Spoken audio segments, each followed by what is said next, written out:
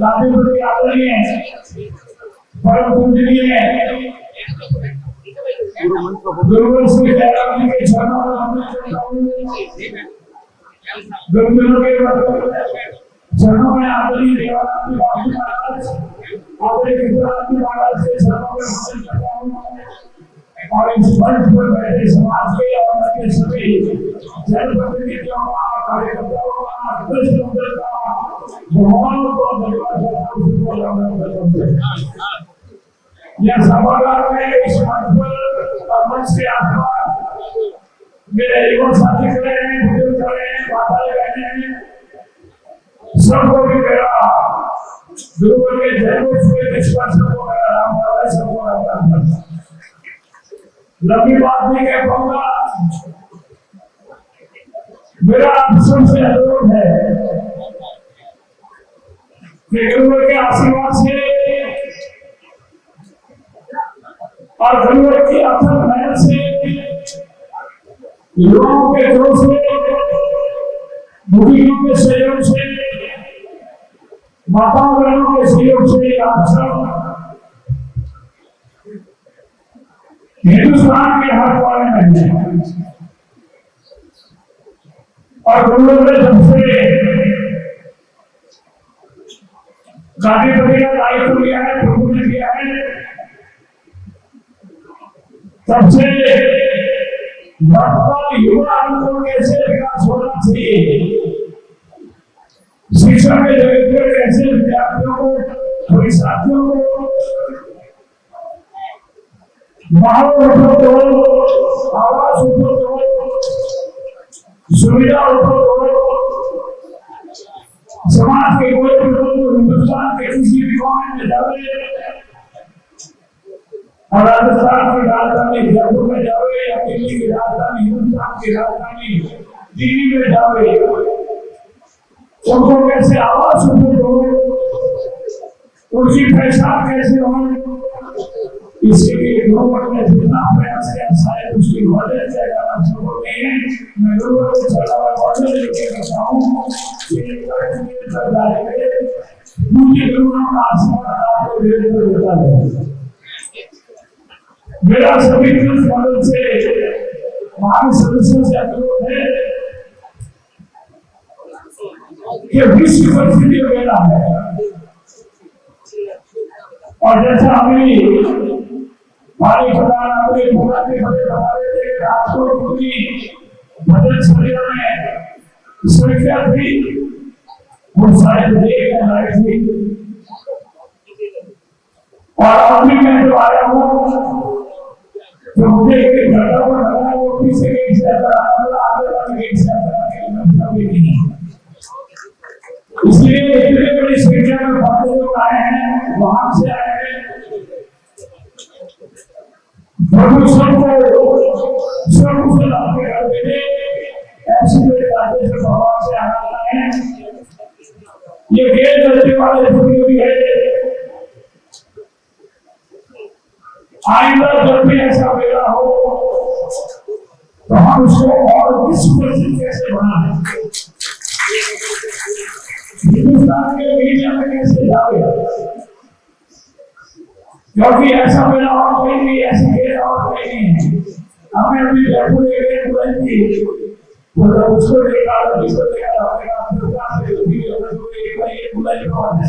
थी, हमें तो कोई और ऐसा माना और मैं तो उस से हमारे को एक को देखी और इसे बिना और भी है, हमको भी और बुलाते हैं, दिल्ली बुलाते हैं, कभी जयपुर बुलाते हैं, तो हमारे को जो प्रोफेशनल हो या हमारा नेचुरल काम करवाए हमारे मेरे मन की तमन्ना है एक बार कार्यक्रम होता और पूरा विश्व इसको देखे, न केवल हिंदुस्तान में पूरा विश्व इसको देखे। और आज तो बहुत बड़े साधन है, इलेक्ट्रॉनिक मीडिया है, प्रिंट मीडिया है, सोशल मीडिया है, माउथ मीडिया है, अनेक तरह का मीडिया है। इसलिए हम इसको इतना इसको व्यवस्थित कर दिया है, साथ में बना है, सपोर्ट होता है, अपनी अपनी प्रतिभा का प्रदर्शन भी हो रहा है, युवा बहुत ज्यादा है। और मैं इससे कोशिश करूंगा कि शायद जयपुर में आयोजन हो या जबलपुर में आयोजन हो, शायद 15 अगस्त हो या 26 जनवरी हो या कोई राज्य कार्यक्रम हो, दूर से आगे लोगों में आपसे बुलाऊं और उसका इसलिए मैं आपको उसका पति रहूं। लेकिन यहाँ आवे और यहाँ ऐसे 2 साल करते जो देखने वाले आवे तो जावे ही नहीं। सार्वजनिक प्रतिनिधि हो, बहुत बड़े महात्मा हो, प्रिंट मीडिया इलेक्ट्रिक मीडिया के बहुत घराने हो, और उनको एक बार पता लगे तो वो पूरी इसको बहुत आगे बढ़ाएंगे। हमारा ये जो परंपरागत जेल बैठे है, इसको हिंदुस्तान की सरकार बहुत बधाई करती है। और हमारी जो ये विरासत है, मोदी जी का सपना है विकास में विरासत के साथ विकास, ये हमारी विरासत है और उसको जीवित रखने का काम अगर उसने किया है तो इस आश्रम में जयराम ने बात की है, कृष्णराम ने बात की है और देवराम ने बात की है, तो उनके सलाह में बहुत मदद करता हूँ। पुराने जमाने में छोटी इमारत थी और अब तो ये लगभग होगी 100 के लगभग होगी है। एक सब मदद होता है, पूरा लाइट चल रहा है, आपका सोच के क्या फूल भरा हुआ है वो लोग चल रहा है। लेकिन भविष्य में और इसको ये जो परंपरागत विरासत को कायम करने वाले हमारे साथी है, जैसे बैठे हैं एकदम बन भर के, ये विरासत को विदेशों में डाले। इस विरासत को जीवित रखने के लिए जिन लोगों ने अपना प्रयास किया है उनकी पहचान हो, उनको कोई आर्थिक आपकी से नहीं है, लेकिन उनकी पहचान हो, ऐसा हम सब के प्रयास करें। मेरा आपसे बड़ा अनुरोध है, समय अनुकूल करें। एक छोटा सा निवेदन नम्रता से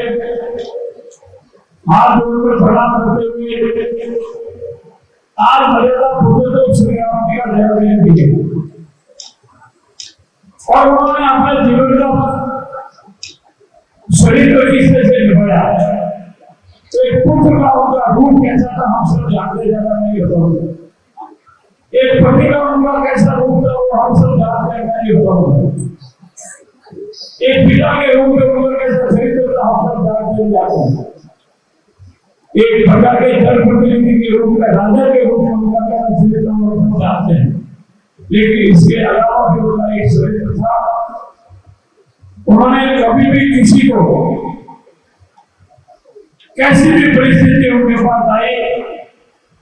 उसने किसी की आलोचना नहीं, जो कुछ भी था मन में रखा। आप पूरा महाभारत काल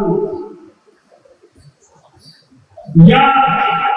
मर्यादा पुरुषोत्तम श्री राम का रामायण काल में फर्क देखिए। मर्यादा पुरुषोत्तम श्री राम ने कभी मर्यादा नहीं आगे, कभी कुछ भी किसी को रोक नहीं देखा और हम उन सबको लगाया जो अपने पक्ष में खड़ा है। उस जमाने के आतंकवादी राक्षस थे, उनका कैसा धीरे धीरे का उनका सफाया किया और कभी भी एक शब्द नहीं बोले।